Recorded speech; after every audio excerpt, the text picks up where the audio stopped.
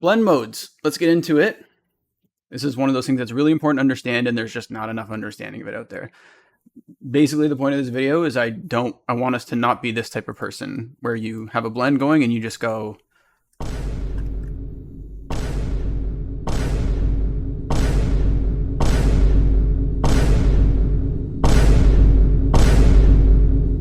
and you're just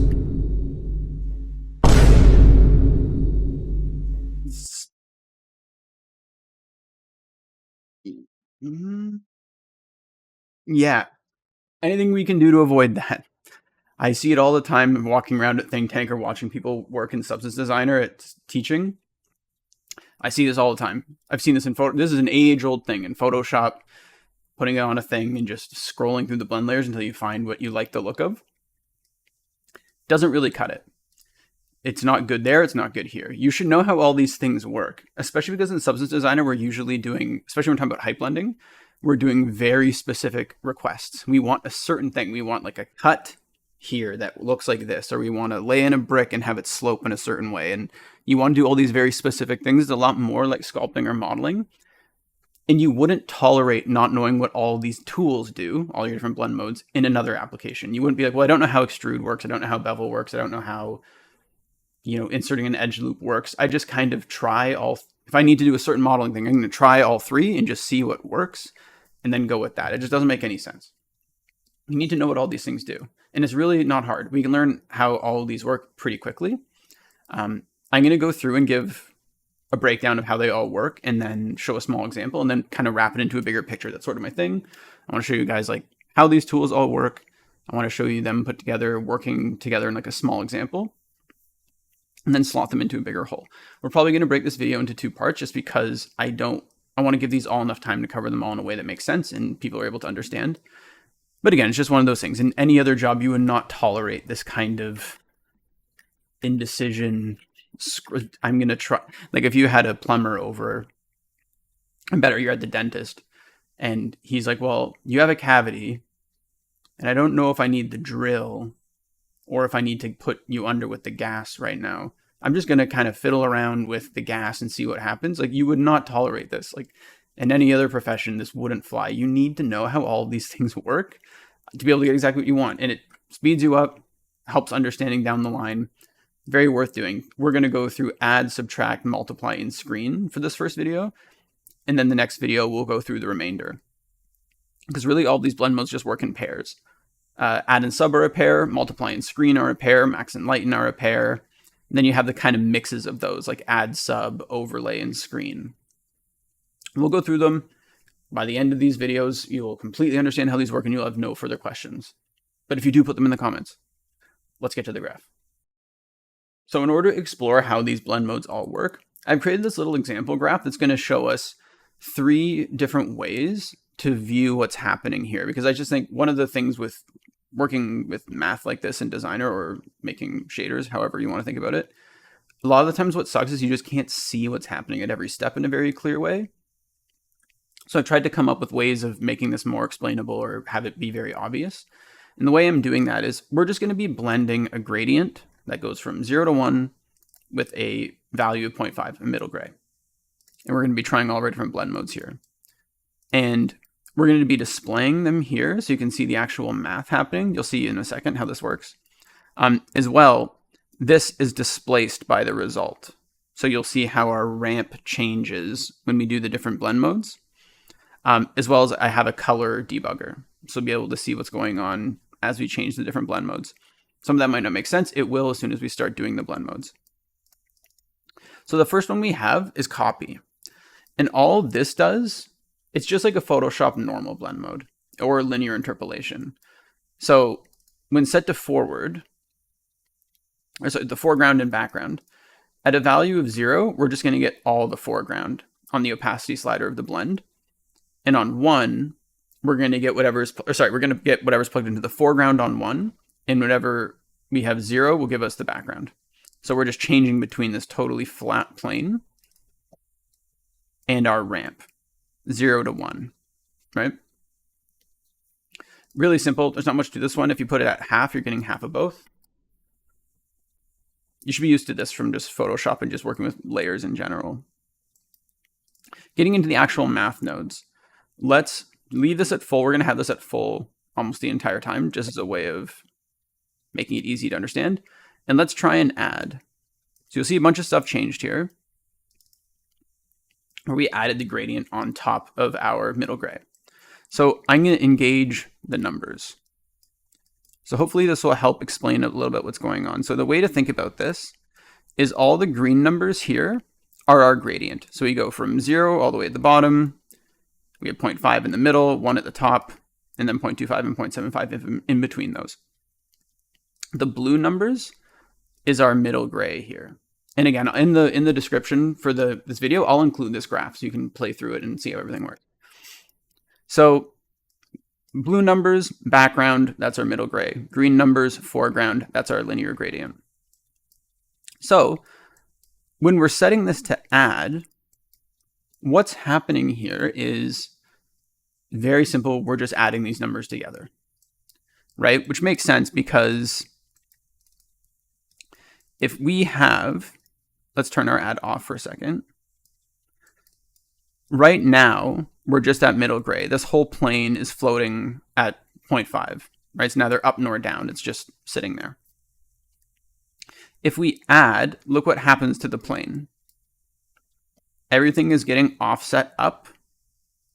And then eventually, we start capping it out.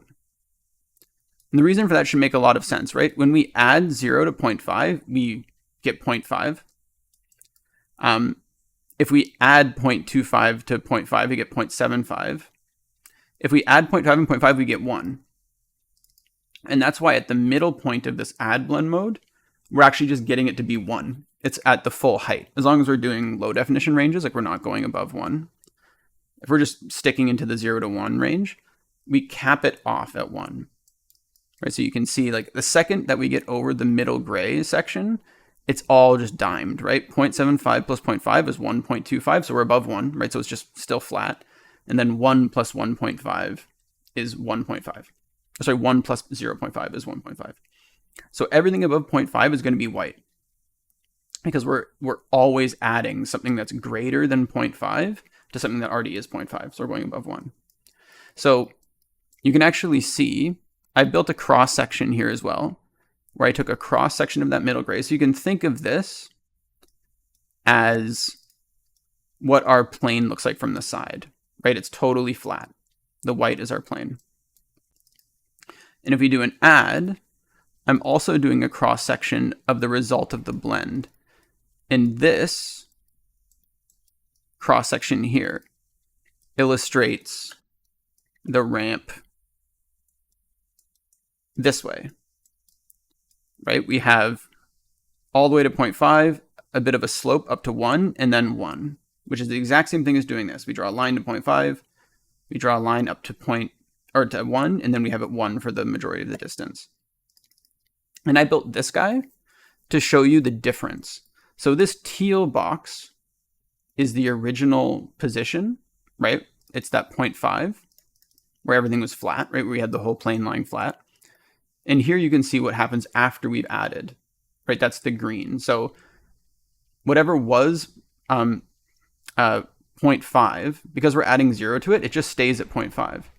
But it very quickly, by the time we get halfway, gets to 1, and then it stays above 1, right? Because all these numbers, if you continued this line, you'd see that it actually ends at 1.5, right? Imagine if you continued this, it would hit like over here, which would be around 1.5, which makes sense because we've added 1 to 0.5. So add's really cool. You can think about it as sort of an offset, right? You're just taking a range of values and adding them. So you're sort of sliding them up and down, right? That one's pretty easy. The next blend mode we should try is this guy's opposite, which is subtract. So same thing in reverse. Right, you can see how our ramp changes and our cross sections change as well, right? So the blue is the original 0.5 just flat line, and then that teal slope is where we are now. And so this is just the reverse of add. It makes a lot of sense if we look at our colors. right? Well, I'll look at our cross section first, where what we're doing here is subtracting 1 from 0.5. And so that takes us below 0, right? That takes us to negative 0.5. And again, if we're using low definition ranges, we're not using numbers above 1 or below 0. That just means that it's at 0. Right? It's not blacker than black, so it's just sitting there. And that's true all the way until the middle line, because here we're still subtracting 0.5 from 0.5, which means we have 0 all the way till the middle point. And then we start having some range, right? Because here we're subtracting 0.25 from 0.05, which leaves us with 0.25. And here we're subtracting 0 from 0.5, which leaves us with our original 0.5, right? So you can see it here on the cross section. It's the exact same thing, right? We line this up. It looks exactly like this graph. So you can see as I play with the slider here, how this changes. We originally had 0 and 0.5. You can see that as we subtract those numbers, we're not actually subtracting anything here, right? Because that's where we're subtracting 0 from 0.5. So we're never going to have that part of the ramp move, right? Because we're leaving it at 0.5 essentially, but everything else is getting subtracted to the point where the middle is where we start having 0, where we subtract 0.5 from 0.5. Subtraction is really cool. Same thing, it's a bias, right? It's just the inverse of add, really. Like, you could add a negative number and you'd be doing the same thing as subtraction, right? We're just sliding things down all together at once. Something to note about subtract that's sort of important is this one's non-commutable in the sense that the order in which these get inputted matters. So on the add, it doesn't really matter what order these go in, right? I can select both of my inputs and press X to switch their positions, and it doesn't change the result, which follows. That makes sense, right? Because if we add 1 to 3, the answer is 4. And if we add 3 to 1, the answer is still 4, right? It doesn't matter what order the operators or the numerators come in, or just the numbers. It doesn't matter what order they're in, we have the same result. That's not true of subtract, right? Because if you think about it, if we take 3 and we subtract 1, we get 2. But if we take 1 and subtract 3, we get negative 2, right? So the order here matters. We're subtracting the foreground from the background. So in this case, we're subtracting the green numbers from the blue numbers, right? We're subtracting 1 from 0.5, 0.75 from 0.5, 0.5 from 0.5, 0.25. We're taking the green, subtracting it from blue. If we invert this,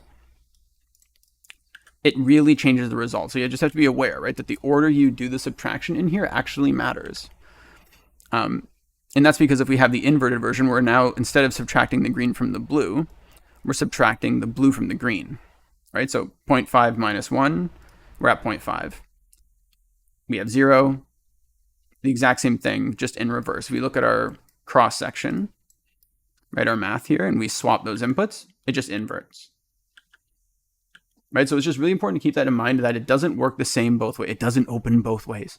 You have to subtract it in the correct order. You're subtracting the foreground from the background. So I'll just return this to normal. So those two blend modes are sort of a pair. They work in tandem, right? They're very related. They're just the opposites of each other. The next two blend modes we're going to go through today are also the opposites of each other. And this is probably I have to guess.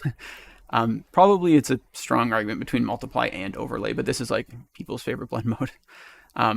People like multiply. I think especially if you're coming from Photoshop or just like, image editing or processing, or you do photography, like multiply, people like it a lot.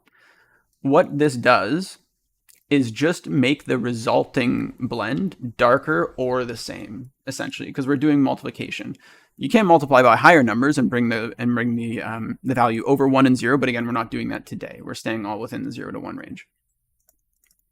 So what's happening here is these numbers are just getting multiplied, and doesn't matter the order they go in, right? Because 1 times 2 is 2, 2 times 1 is 2, right? Doesn't matter the order, just like add. So what happens here, if we go to our cross section, right? Again, the blue box is our original flat plane. The teal is our is our result. So you can see it's just making everything darker, right? If I play with the multiplies opacity, you can see it drop. We started at totally even, 0.5. And as we go, we're making it all darker. And what's interesting is the same thing. Our original position here at 0.5, right, our flat gray, doesn't move. And the reason why it's not moving is because that's the point where we're multiplying it by 1. Right, so anything times 1 just doesn't move. Same thing with 0. Or everything multiplied by 0 is 0. So it's important to understand in the sense that this is going to get pinned, right? Because 1 times 0.5 is just 0.5. It's not going to move anywhere. But as we slowly go through this, 0.5 gets multiplied by 0.5, right? So it's getting halved. It's going to go to 0.25. Down here is always going to be 0, right? Because we're multiplying 0.5 by 0 or 0 by 0.5. Same thing. It's going to go to 0. So this isn't an offset, right? In the same way that add and subtract are. Because when we were doing subtract, you see how we were bottoming it out? Sure, the whole thing moved down in a very similar way, right? Like all the values just start to slope down, but notice that they don't stop at 0, like here, right? They keep going, right? Because we can subtract more. Multiply doesn't do that, right? We scale it down. And at full strength, we're perfectly here. Because it's just the way multiplication works, right? A thing that's important to understand here is that where the original values are really gonna, it's not made even, right? If you subtract 0.2 from a whole texture, you're gonna lower everything by 0.2. But if you multiply everything by like 0.5, which is, what we're doing here, you're gonna have a different amount of offset along that range. This will become important when we go to explain like a use case here. But essentially, the way to think about it, we actually just look at the cross-section to see it. Over here, we multiplied 0.5 by 0. So it dropped to 0, which is a difference of 0.5. Over here, we did the same thing, but the difference is much smaller, right? So it becomes really important. Well, you'll see when we start to blend some height maps in here that this is a problem, or it can be, if you don't know what you're doing. So this is multiply. A good way to think about it, as long as we're sticking between 0 and 1, is that the resulting texture is always going to be the same or darker. And I think that's why people like this, because when they want to darken stuff or cut away at things, they tend to just default to multiply. That's multiply. You can switch the orders of the input.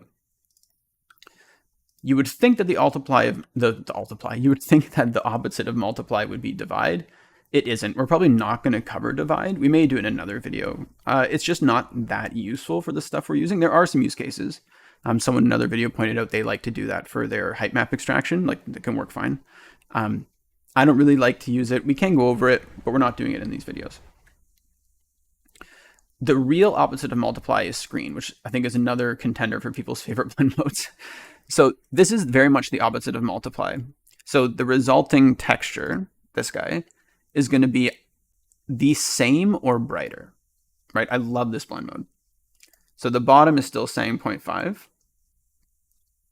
And when we screen this on, the whole thing just gets brighter or stays the same, right? Whereas multiply stayed the same at best or got darker. This one stays the same at best or gets brighter. So if we look at it on our cross section, it very much is the opposite of multiply. Right, again, the teal is our original 0.5 ramp, and the green is where we are now. So if I set this to multiply, remember how we're just sinking this value down, right? When we set it to screen, we're going to do the reverse. We're bringing it all up. Right, so these are just the opposite of each other. What's going on inside of a screen is it's literally an inverted multiply. So what's happening in there? I think I'm in Unreal for a second. All a screen blend mode is doing is inverting both of your inputs, right? So it takes our gradient, inverts it, takes our middle gray and inverts it, which doesn't matter because it's not going to change, it's still middle gray. It's multiplying them together like this, and then inverting it again, right? So that's a screen. So you really can just think about this as the inverse of multiply. So now that we have a basic understanding of those 4 blend modes, we're going to go in and actually do some experiments here, practicing why you might need some or why you might not. So now that we have a clear understanding of how those 4 blending modes work, we're going to go through here and discuss some use cases for them and actually like practice them out so that you have an idea of where they slot into the workflow. Instead of just doing that random guessing from the intro video, we would much rather go through and do this very deliberately. So let's start with add and screen is an interesting conversation to have. So if you had a height map you're trying to blend, so we have this could be anything like a panel, right? A piece of wood, a rock, whatever. And we lower the opacity there just so that we're not at 1. And we take a bolt that we want to place onto this wood, right? So we're going to make a parabola like this, right? And we want to like stick this screw or bolt or whatever on top of this. So I'm going to swap all of our guys. Well, we'll leave that for now because we might need to use those as an example in a second. But instead, I'm going to make another normal map, run this to height, run that to normal, and just give us, we'll skip all of our color annotations for now. We will go here and give us an AO.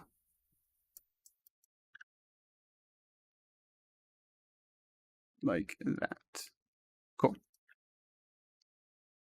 So the idea is, again, we don't want to be doing this and just flipping through until we find the result we want, right? This slows you down.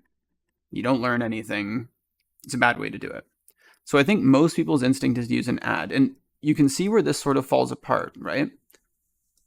We don't keep the roundness of our bolt in this case. And that's just because if this is 0.5 or pretty close to it, if we add this bolt, there's 1 on this parabola somewhere, especially in the middle, right? And we know from earlier, if we add 1 in 0.5, we go above 1, right? And if we're sticking into the 0 to 1 range, we're going to clamp essentially a ton of values. We're shaving off the top of that bolt, right? Doesn't work very well. We don't like that.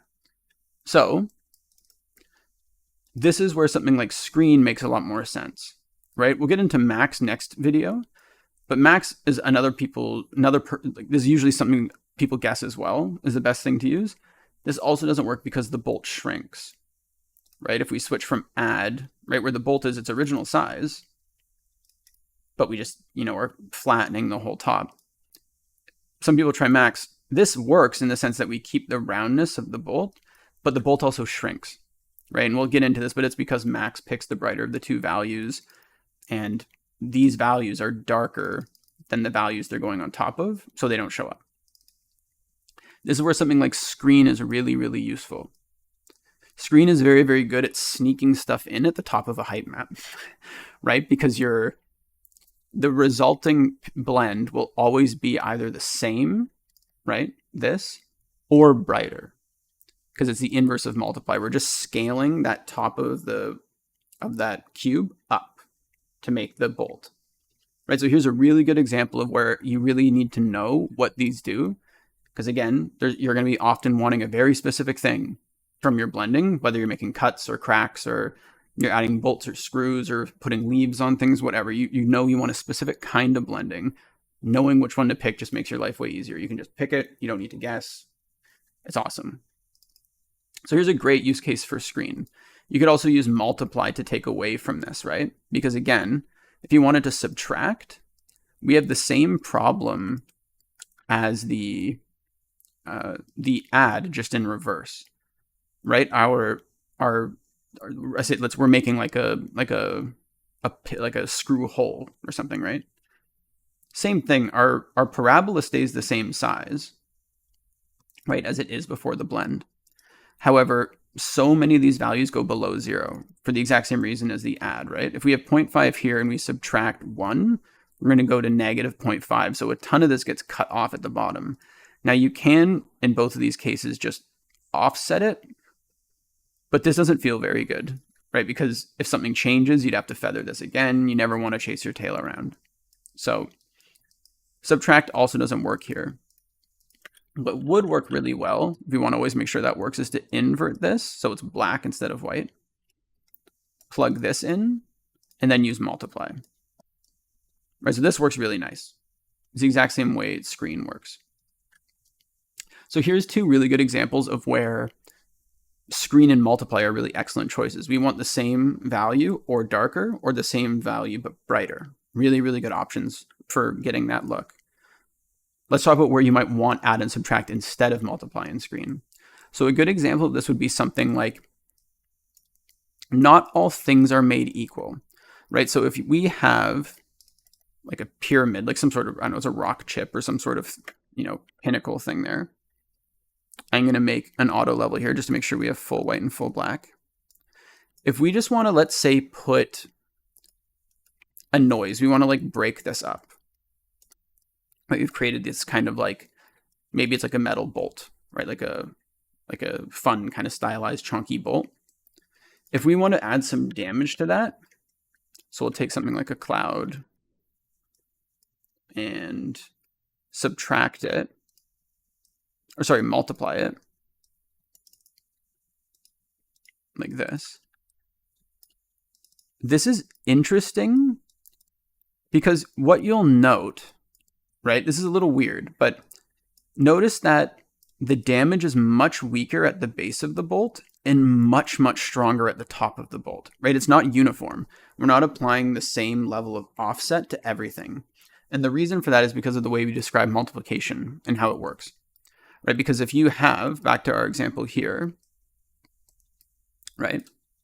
You go back to our plane for a moment. Remember, I'm going to swap this guy into here. The way multiplication works is it's not all made equal, right? Over here, where we've multiplied, and let's actually tune this down. Like if you were to multiply this, our original 0.5 value, by 0, we're dropping a whole 0.5 offset. But over here, it's not dropping nearly as much. And the closer you get to times 0, the less difference there is between the two, which is exactly what's going on down here, right? Down here, we have a value that is really low, right? Like 0.2, 0.1. And when it gets multiplied by 0.5, let's say, that's a good way to think about it. Let's say we're going from down at the edge of at the edge of this pyramid, we have a value of 0.1. And in the top, right, at the very, very top of it, the apex of the pyramid there, we have 1. If we subtract the same value from these, right? So we take our 0.1 and we multiply it by 0.5. We're left with 0.05, right? We halved it, right? Which equals an offset of only 0.05, right? We jumped from 0.1 to 0.005, which is fine. But if we have the same thing here, we have 1 and we multiply it by half, right? 0.5. That now equals 0.5, which is an offset of 0.5, right? So they're not getting moved the same amount depending on where they are on the texture, right? If you're already really dark, you're not going to get multiplied by much. But if you're really bright, you're getting multiplied by a lot, right? So things are scaling down. That whole pyramid is kind of scaling down. It's not all translating down together, which is what we want really if we're adding damage. So this is a place, and add and subtract work the exact same thing here. If we were adding detail, it would be the same thing. Because if we used screen, same thing. We're adding a ton in the dark areas, but very little at the top. Right? You can see the top of the pyramid there, but all the black areas of the pyramid are getting a ton added to it. And if we feathered it down, right? Same thing. See how down here where the numbers were already really low, we're moving them up a ton, but where the numbers were already high, they're barely moved. Like the top of this pyramid is kind of the same, really, right? Multiply is the exact same thing in reverse, right? We move a ton where it was bright. We don't move at all where it's black. So this can be the look you're after, but it's important to understand, again, I just don't want people to randomly choose things. I want you to pick the thing you know works. I don't think you should be messing around with this kind of thing. So this is a great example of where add and subtract work really well. Because if I subtract this instead, the whole thing is being slid down at the same rate no matter where it is on the pyramid, right? I'm just doing some damage to this pyramid. And no matter where you are on the slope, you're getting pushed down the same amount. And we're doing this cool stuff too, where we get this breakup at the edge because some of those numbers are being pushed below 0, which you may or may not want. Like, I think it looks nice because we're actually adding some damage to the edge of the bolt as well. If you didn't like that, you could be working outside of the 0 to 1 range to return that value, so you don't. Like we've done in a previous video up here, where we talk about using high definition ranges, going above 1 and below 0. But for now, this is a much better version. We're applying like a uniform offset to the whole pyramid. Right? Instead of just scaling it towards 0 or scaling it towards 1, we're just pushing it all down or up. Right? So really good use case for where add makes a lot of sense. You will be using these in both your height maps all the time. I feel like add, subtract, multiply, screen, min, and max are the things you use a ton while building your height maps. But I think that's enough for today just because it's pretty long, and we'll do a lot more of this as we go through in the future. Next video, either later this week or early next week, we're going to go through the remainder of the pairs, right? So max, min, and then the combinations. So add, sub, overlay, and soft light. So I hope that helps. Again, these things are really not that hard, right? They take, I mean, we did this in like maybe 20 minutes, half an hour. And I think I'm hoping everyone has like a much clearer understanding of how this all works. Again, you don't want a carpenter coming over and just saying, I wonder if I'll use my saw to break this, to try to build your whole house, right? They're going to want to use a hammer and a saw and all sorts of different stuff to build a house. They don't need to use just this thing. And they definitely don't guess. And I don't want any of you guys to guess either. So hopefully that's helpful. Again, the link to this graph will be in the description if you want to play around and use my visualizer to see how all these different blend modes work. If you like the video, please like the video. If you like the videos, you can hit subscribe down the corner to get a notification for when the videos you like come out. I try to do about 1 or 2 a week generally. Also, I have a Patreon now. I've been pretty happy with the response. It's been really cool. If you just want to support the channel and help me, encourage me to make more of these videos and to keep making content, I'd really appreciate a follow there. Right now, it's just the ability to support. However, people do get sneak peeks of the videos that are coming up next, and we'll kind of create new tiers for that stuff as we go. Either way, I really appreciate the support, and we'll see you guys next time where we will finish off all of our fun blending magic.